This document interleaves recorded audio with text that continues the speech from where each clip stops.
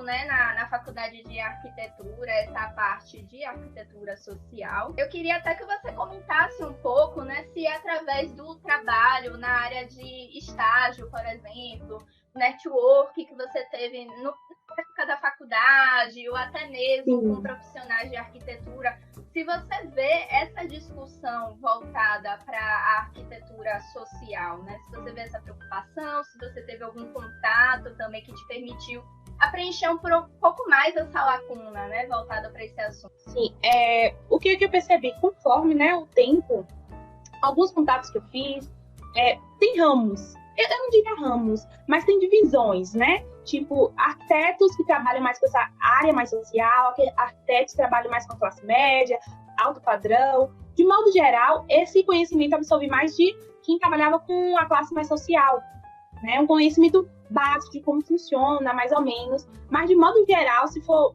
uma visão assim mais ampla, é pouco falado, né? A arquitetura social é como se fosse uma grade à parte, como se fosse uma matéria à parte, tipo isso. É meio que um tabu, eu percebo, de modo geral. Então, mais ou menos. É interessante você trazer isso, essa palavra tabu, porque quando eu estava organizando, né, meus pensamentos para essa live, eu fiquei pensando justamente nisso, né? Porque a maioria das pessoas pensam que a arquitetura ela é voltada para as pessoas de classes sociais elevadas, né? Sendo que todo o ambiente que a gente vive, ele é construído. Ele precisa de uma assistência técnica, né? Não só para quem utiliza, mas também para o entorno, porque ele gera um impacto para o entorno. E aí eu fiquei refletindo, porque estamos num país que a faixa entre 70% a 80% das construções, elas são irregulares, né? Oferecendo risco para a população, para a vizinhança. E o porquê disso acontecer, né? Já que temos uma lei defendida pela nossa Constituição que dá direito à assistência a essa população. Na minha época da faculdade, eu cheguei a fazer um projeto de arquitetura popular, também centro social, mas foi algo muito assim, raso, superficial. Sim. O que deu para ter um entendimento um pouquinho maior foi mais na parte de urbanismo. Eu não sei como é que foi para você. Muito mais no urbanismo. Porque, assim, até na grade curricular, alguns professores eu percebo que não puxam essa linhagem social. É como se até os alunos mesmo parece que voam, esquecem a questão de que tem custos, tem outras formas além de, sei lá, usar um material hiper mega caro porque acha bonitinho, né? Então, acaba ficando algo superficial, de modo geral. E por isso a visão das pessoas. No meu ambiente de convívio mesmo, eu percebo muito isso. Quando você formar, eu vou contratar você para fazer uma decoração na minha casa. Então, eu percebo como um artigo de luxo. Não é, tipo, uma necessidade. Aí eu venho debatendo, tipo, falando com os meus amigos, familiares, o que é arquitetura. Não, gente, calma, não é bem assim, não é só isso. A gente tem um pouquinho mais. Qual problema você tem na sua casa? Porque todo mundo tem um problema. Precisa de uma falta de ventilação, um corredor com baixa iluminação direito.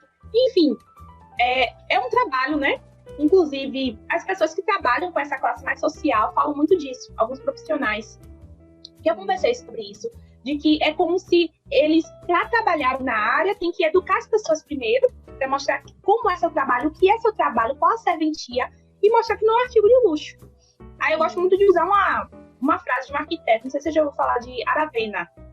Sim, ele ganhou um Prix acho que é assim que se fala, um prêmio Prix, 2016. Ele fala muito de que um dos maiores desafios é provar que a arquitetura é uma mais-valia e não um custo extra. E realmente, tipo, as pessoas quando contratam um arquiteto, não, só vou contratar um arquiteto se eu tiver dinheiro. Se eu estiver muito rica, eu vou contratar.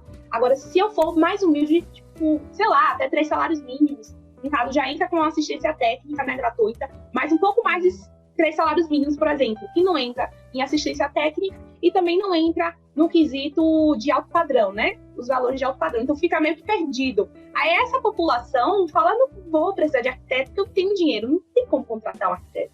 Porque na cabeça deles é um artigo de luxo. E já vem desde a nossa graduação. A maioria dos meus colegas, que eu percebo, a forma de pensar é tipo, eu só vou trabalhar para rico. Então é um problema desde o início. é difícil encontrar uma pessoa que quebre, né, esse padrão. Acaba que isso é verdade, e acaba que eu sinto que às vezes a estética ela sobrepõe a funcionalidade, né? O querer fazer um projeto que agrade aos olhos do profissional, né? Para um portfólio, uma capa de revista, enfim.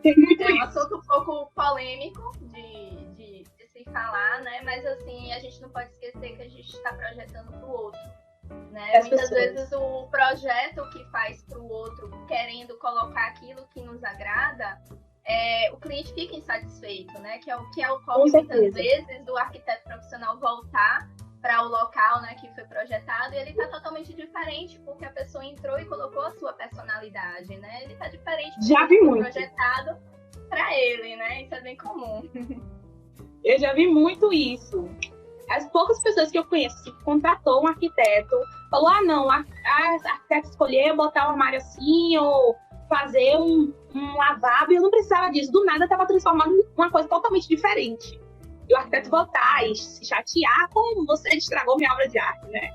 Então tem muito isso. E é uma questão até que pesa, né, para a psicologia aplicada ao projeto, porque a gente tem que compreender o que é que o nosso cliente necessita, na parte da técnica construtiva, que a gente aprende muito bem na faculdade, né? Sim. Mas acaba que a gente tem que buscar um pouco mais o aperfeiçoamento para poder entender o outro, né? E transmitir isso num aspecto de qualidade, né? Com certeza.